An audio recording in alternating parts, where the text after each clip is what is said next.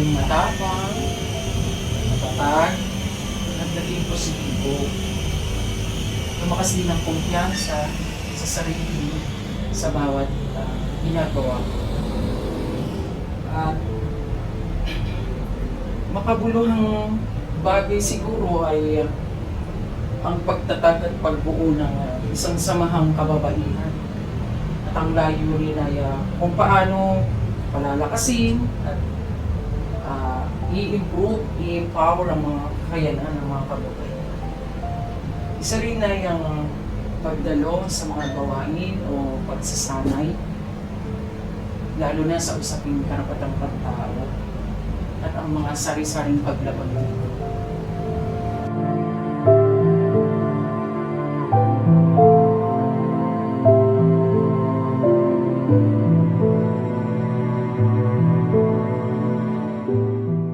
Sa akin kasi,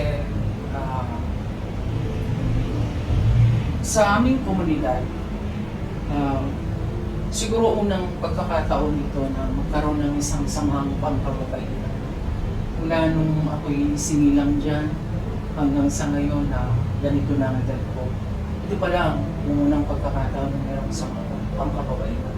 Siguro sa nakikita ko lang mas hindi binibigyan halaga ang mga kababaihan. Basta lang siguro na masabing babae ka, ikaw ay nararapat, doon sa bahay ka lang. Limitado ang mga kaya. Ganun.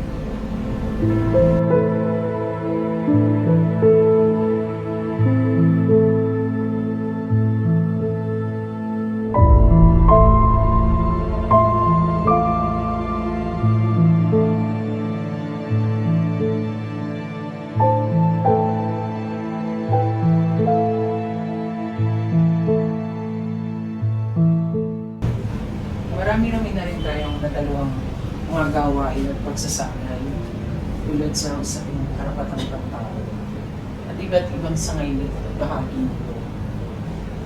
Una, yung mga paralegal, yung mga legal na usapin na may kinalaman sa batas pambansa at internasyonal.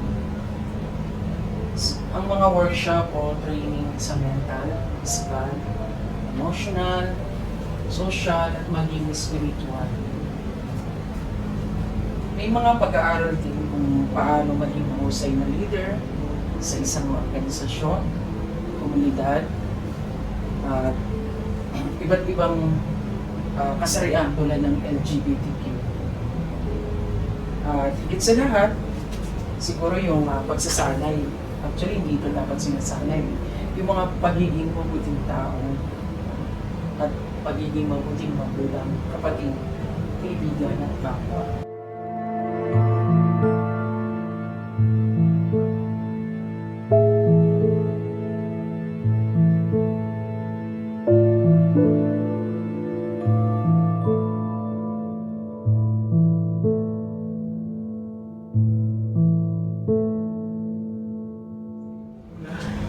Siguro yung lakas ng loob isa. Yun yung pinaka-mahalagang baon. Para ipaalam at imulat sa iba't ibang bansa na kasabi nito ng Miyore. Makapanayam sila at maibahagi ko ang mga nangyayari. Hindi lang patayan, maging ang katayuan ng ating gobyerno. At siyempre, mahalaga yung mailatag ko sa kanila yung kung ano na ba ang estado ng karapatang pantao, lalo na sa amin, mga biktima ng war on drugs.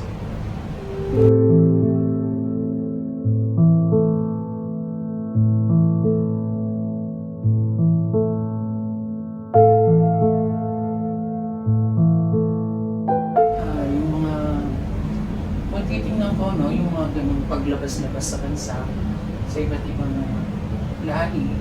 Ito ay isang dagdag kaalaman sa pagiging sosyal.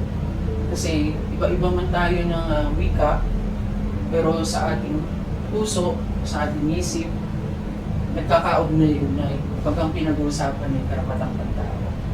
Lalo na sa mga nalabag sa amin, sa katulad namin.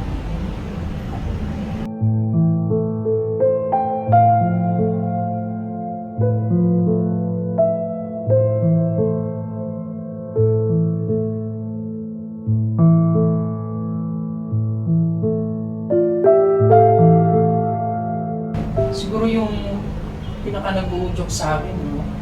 Yung para ilaban ang karapatan ng taong bayan. Tulad halimbawa, yung estado nga namin at yung mga kinabibilangan ko ngayon ng organisasyon. Yung unang-una yung kawalan ng hustisya dito sa sarili nating bansa na kung isipin ay napakahirap makamit. Nandito ka sa sarili mo Bakit kailangan ngayon, kailangan itulog pa o makarating pa sa ibang bansa? Napapatunayan lang dito na mahirap makamit ang hustisya dito pagkos hindi rin nila binibigyan pansin pagdating sa mga paglabag o sa paano makamit.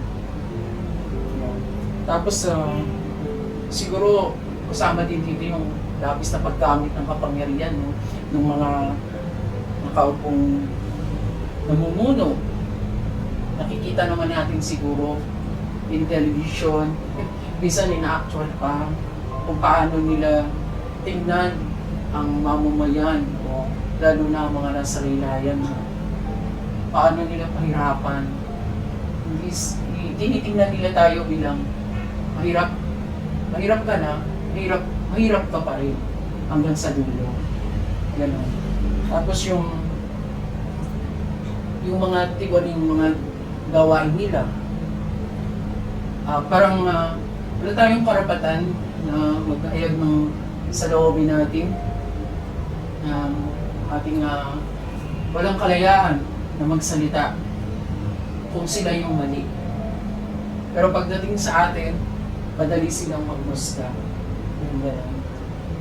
Tapos yung isa sa yung para magising yung mga taong bayan at kapwa natin Pilipino na tayo ay tao. Ipaisip sa kanila na bilang tao, tayo ay mayroong karapatan at mahalaga dito sa mundo. Dahil dyan, yung karapatan mo ay hindi pwedeng nakawin ng iba at ito ay natural na taglay mo. Yun po.